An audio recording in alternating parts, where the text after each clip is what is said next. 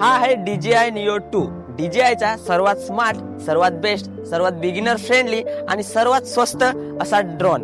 म्हणजे बिगिनर फ्रेंडलीच का, तर हा ड्रोन जर तुम्ही पहिल्यांदा घेत असाल आणि तुमच्या लाईफ मधला जर पहिल्यांदा तुम्ही ड्रोन परचेस करायचा विचार करत असाल तर हा ड्रोन तुमच्यासाठी बेस्ट ठरू शकतो. आणि तो कसा ठरू शकतो ह्या व्हिडिओमध्ये तुम्हाला सगळ्या गोष्टी आपण सांगणार आहेत.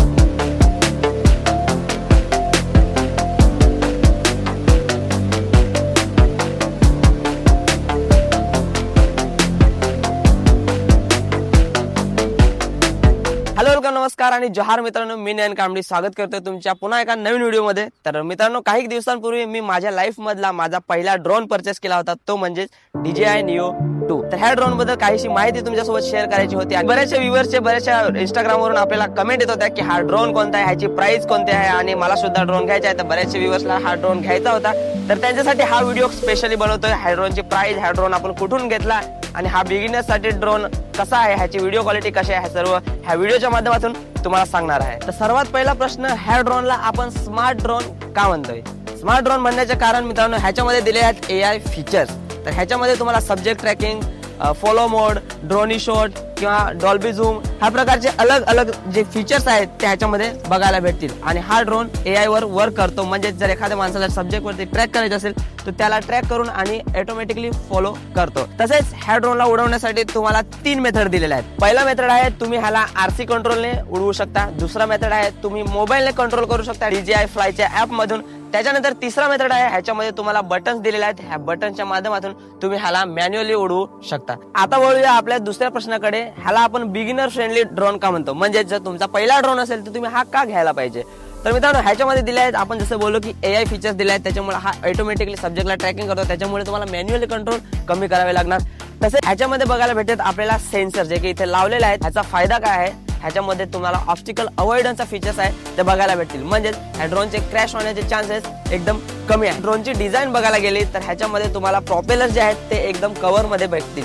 त्याच्यामुळे जर तुम्हाला हा ड्रोन कुठे फ्लाय करायचा असेल किंवा लहान पोरांनी वगैरे पकडायचा प्रयत्न जरी केला तरी ह्याचे जे ब्लेड्स आहेत ते लागणार नाही आणि ह्याला तुम्ही इनडोर आउटडोर कुठेही यूज करू शकता. तसेच ह्या ड्रोनचं वजन 250 ग्राम पेक्षा कमी असल्यामुळे तुम्हाला हा ड्रोन उडवण्यासाठी कुठल्याही प्रकारच्या लायसन्सची आवश्यकता नाही.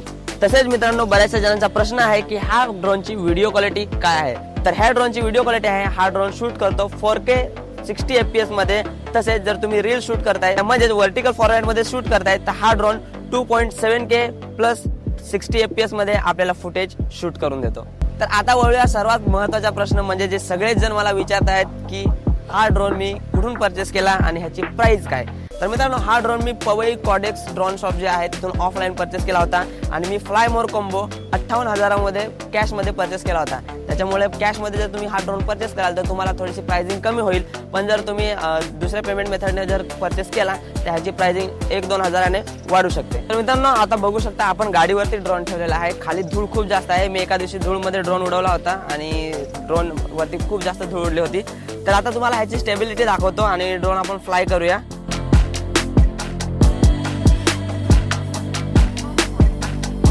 तर ह्याची स्टेबिलिटी तुम्ही बघू शकता अशा पद्धतीने आणि एकदम स्टेबल ड्रोन आहे. आणि वेट कमी असलं ना तरी पण त्याची स्टेबिलिटी आणि गिम्बल जे आहे ते एकदम स्टेबल फुटेज काढून देतं आपल्याला. तर थोडासा फुटेज घेऊया आणि तुम्हाला दाखवतो फुटेज वगैरे कशा आहेत त्या.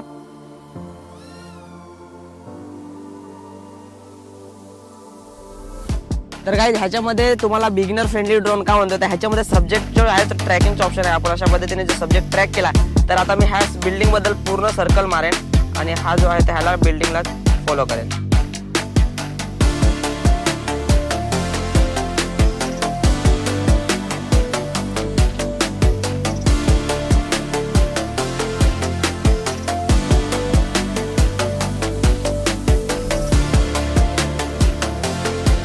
तर ह्याच्यामध्ये आपल्याला रिटर्न टू होमचे ऑप्शन भेटते. तर आता आपण ड्रोनला रिटर्न टू होम करू डायरेक्ट आणि आपल्या होम पॉईंटवर जिथून ड्रोन उडवलेला तिथे येतो का नाही ते बघू.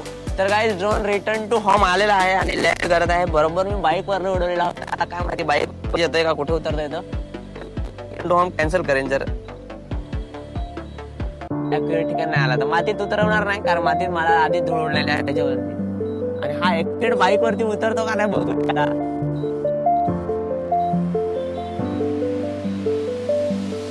बाईक वरती तर आलाय तो, बघू आता उतरतो का बाईक वरती.